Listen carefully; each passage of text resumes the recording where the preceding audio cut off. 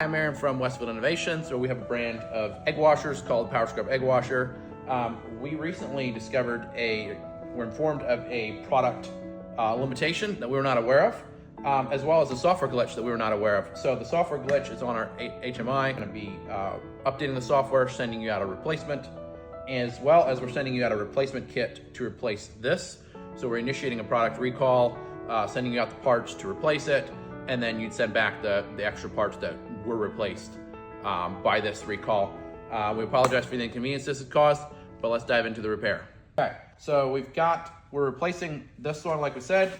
So here you would pull off the gray one. So when removing them, it's easiest to press down hard on here while making sure you do not turn this portion. You press down hard on here and then twist the nut until you've gotten it loose to where you can easily turn it. Then you just turn it and try to keep the plug in the same orientation.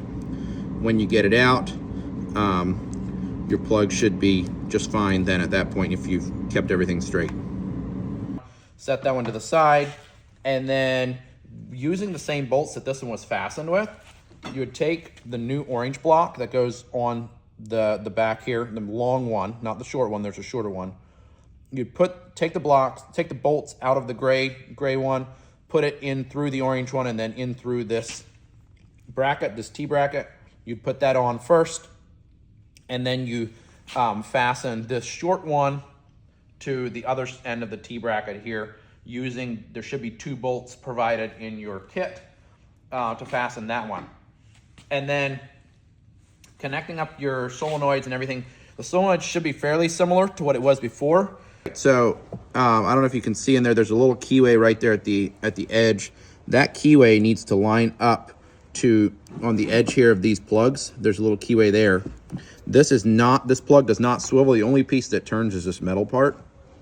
So when you line that up, make sure this is in removing and putting the plug in. Make sure you do not twist the plug, the orange part, after you line it up. So there I can feel it's locked in.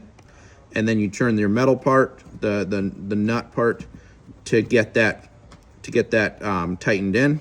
You turn that while making sure you do not twist that. That will snap the inside of the plug and just cause a lot of problems.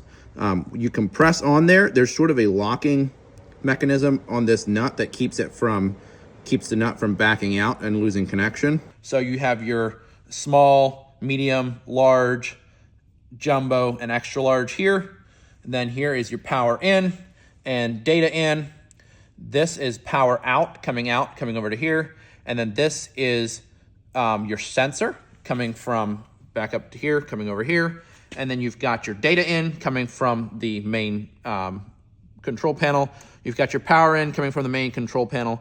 And you've got your data out, this little orange cord that comes over here and gives the data to this one. All right, now we're going to replace the HMI and we're going to connect a few wires to the power supply.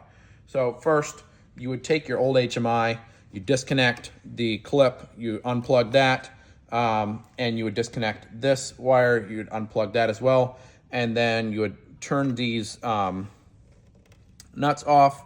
There is an Allen head in the center here that you can unscrew them out of the HMI, and then you would put your new HMI in there, replace those in the HMI, turn the nuts tight again. Once you've got that completed, you can plug these 2 back in, and then we move over here to the power supply. Before you do anything in this control box, make sure you have your grater unplugged. So now coming to the power supply.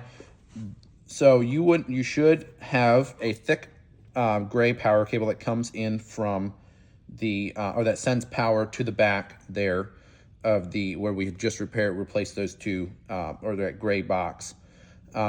So you'd have a black one and a white one. So you'll need to strip down farther down the wire.